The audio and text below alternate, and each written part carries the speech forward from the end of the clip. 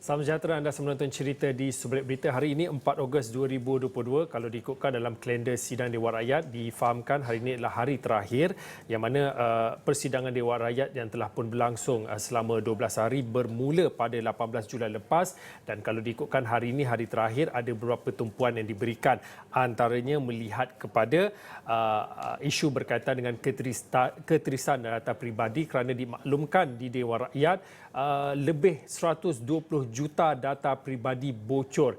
Ini yang disebutkan oleh Menteri Komunikasi dan Multimedia Kecom, Tan Sri Anwar Musa berkata jumlah kebocoran data peribadi tersebut berdasarkan catatan dan juga rekod kementeriannya. Kalau angka yang sebenarnya iaitu lebih 120 juta 296 ribu data peribadi ketirisan telah pun berlaku, dalam mana kita bercakap tentang keselamatan data.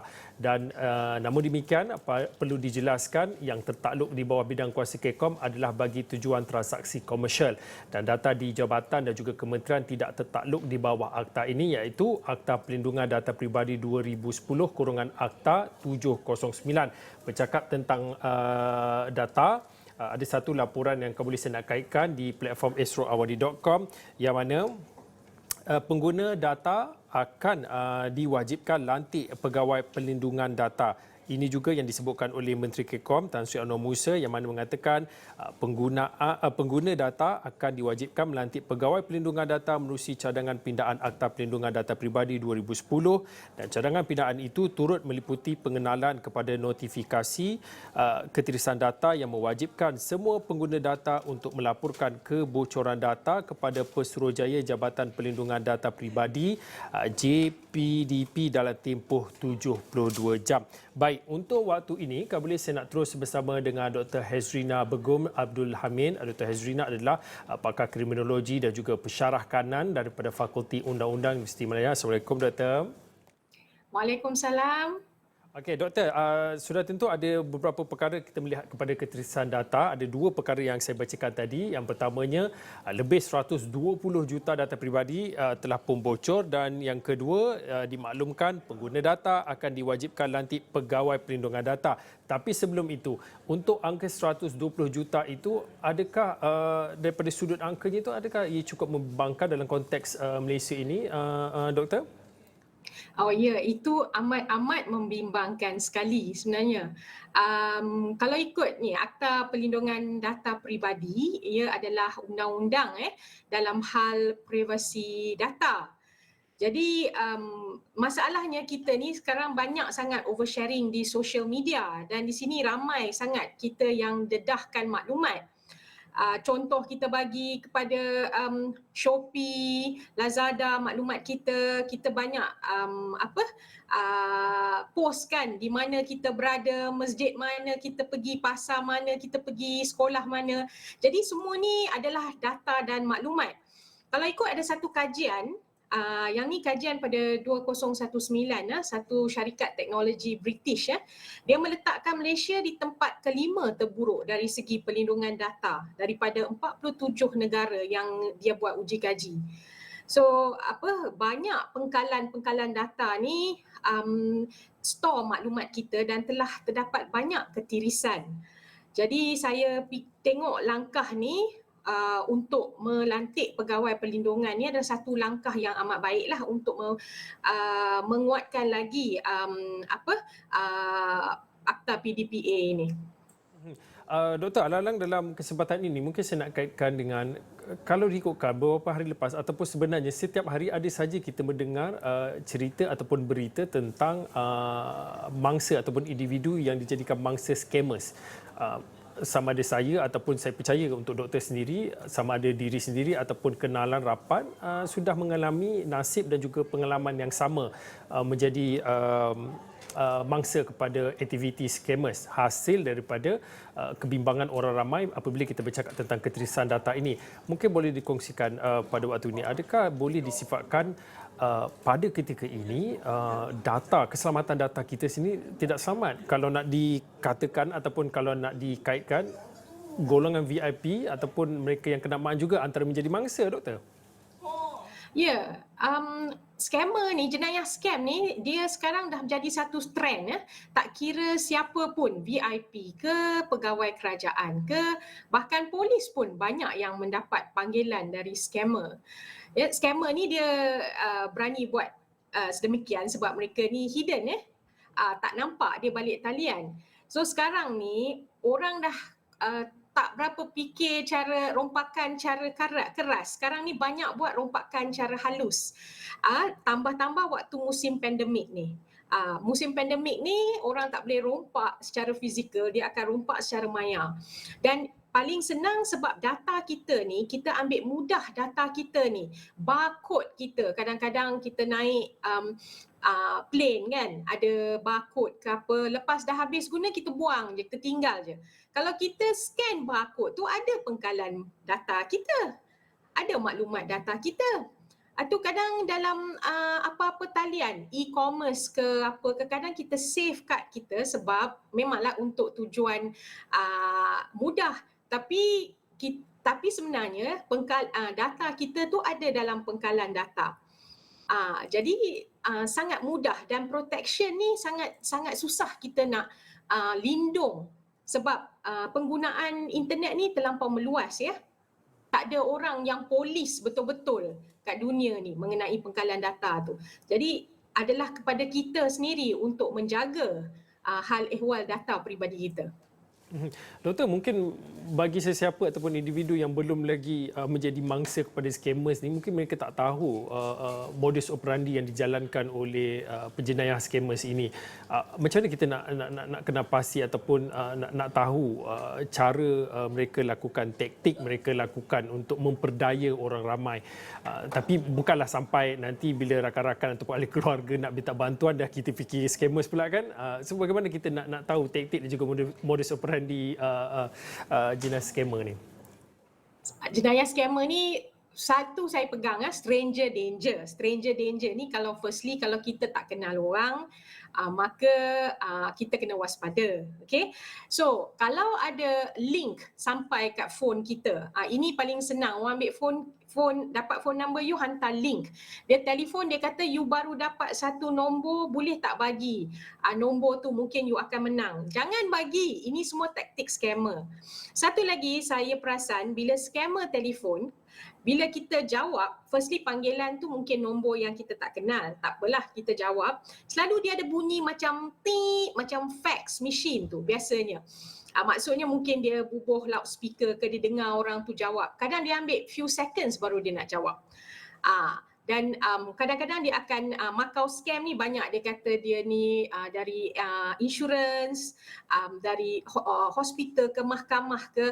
Jangan gentar, jangan takut. Ini adalah antara taktik-taktik. Kalau kita tak sure, kita kata kita minta phone number dia, tutup, padam telefon tu dan buat pengesahan. Jangan buat pengesahan dengan orang tu, buat pengesahan cara betul. Itu antara langkah-langkah lah. Yang penting kat TAC number ni, transaction authorization code ni, tiba-tiba kita dapat. Tiba-tiba orang telefon, oh kita nak renew, you punya ni boleh bagi tak nombor? Jangan bagi, jangan sekali-kali bagi. Dan bank tak akan minta maklumat melalui talian. Jadi benda-benda macam ni sebenarnya kita boleh jaga sendiri. Jadi untuk elaklah jadi mangsa scam. Cuba macam tu. Kalau di awal tadi doktor ada menyebut tentang mungkin orang ramai yang menjadi salah seorang mangsa pada jenayah scammer ini kerana oversharing di media sosial. Tapi hakikatnya apabila kita bercakap tentang realiti baru pasca pandemik, digital aplikasi ataupun platform digital ni terlalu mesra dengan individu dan juga kita ya. Maknanya boleh kata hampir semua rutin harian kita memerlukan manfaat dan juga kelebihan platform digital. Tapi bagaimana kita nak faham bila kita memerlukan platform digital ataupun media sosial ini, tapi dalam masa sama bimbang keselamatan data bocor dan juga tiris berlakunya seperti yang kita sebut tentang scammers ni. Jadi itulah bagusnya satu bila kita perketatkan lagi, perluaskan lagi provision yang sedia ada dalam PDPA. Itu satulah dari sudut kerajaan sebab terdapat banyak jenayah scam yang membimbangkan dan ketirisan peribadi. Dari sudut kita sendiri, oversharing ni, mana yang kita boleh buat oversharing ni sebab saya tengok banyak, bahkan ada yang dia maklumkan dia buat social media, even WhatsApp group tu macam dia punya diary. Jadi orang lain tak berminat tapi scammers akan berminat. Dia boleh ambil lagi banyak kita share, dia akan ambil, dia boleh buat profile untuk orang tu sendiri. Jadi bila orang tu telefon, kadang-kadang dia boleh maklumkan semua perkara-perkara. Kita pun kadang percaya, tapi kita sendiri yang sebenarnya dedahkan maklumat tu. Jadi dari sudut ni kita harus berjaga-jagalah, berwaspadalah. Macam Shopee, Lazada kan, itu semua e-commerce tu memanglah bagus tapi dia orang pun banyak juga bagi amaran untuk jangan share sangat maklumat peribadi dalam ruangan komen dan sebagainya. Jangan kita letak maklumat-maklumat peribadi kita. Doktor, lebih kurang dalam 1-2 minit akhir ni sebelum saya nak pergi berehat, mungkin doktor boleh kongsikan selain pada memberi nasihat dan juga saranan kepada mereka untuk mengelak menjadi mangsa scammers ataupun mengulangi kesilapan sama. Kadang-kadang bila kita cakap jangan kita percaya, yang menjadi mangsa itu kadang-kadang kenalan ataupun ahli keluarga sendiri. Itu yang pertama, nasihat kepada orang ramai. Dan yang keduanya, apa yang perlu dilakukan selain pada kita melihat kepada cadangan yang diutarakan oleh ataupun apa yang akan dilakukan oleh KCOM, iaitu pengguna data akan diwajibkan lantik pegawai pelindungan data ini, Doktor. Jadi untuk kalau kita tengok, contohlah saya sarankan kepada kita ni sendiri, kita kena jaga maklumat peribadi kita, macam mana kita jaga diri kita, ya, sentiasa berhati-hati. Dan contoh macam saya katakan, terdapat beberapa kaedah yang digunakan, taktik yang digunakan seperti dia buat Macau scam, ya. Macau scam ni penipuan penyamaran, love scam, lepas tu penipuan insurans dan sebagainya.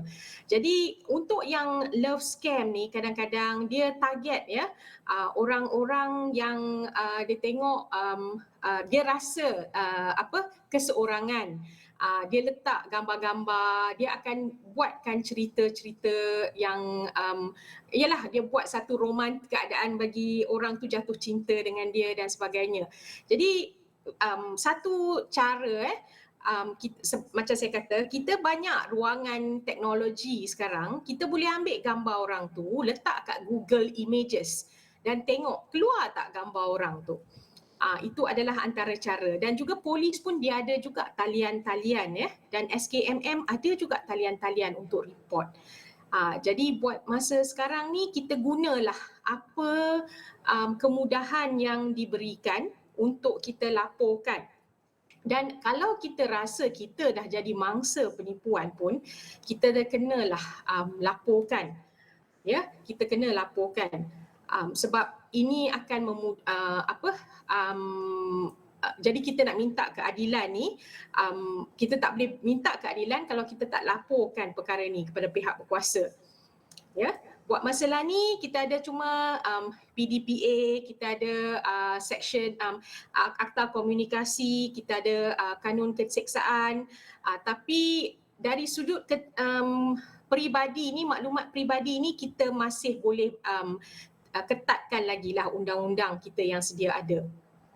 Okey, baik, terima kasih Dr. Hezrina Begum Abdul Hamid. Dr. Hezrina adalah pakar kriminologi dan juga pensyarah kanan Fakulti Undang-Undang Universiti Malaya. Banyak sebenarnya perlu dibincangkan apabila kita bercakap tentang ketirisan data peribadi dan juga jenis scammer ni. Nanti kalau ada peluang dan juga ruang lain akan kami bawakan diskusi ini. Terima kasih Dr. Hezrina. Baik, cerita berehat seketika, kembali lagi selepas ini.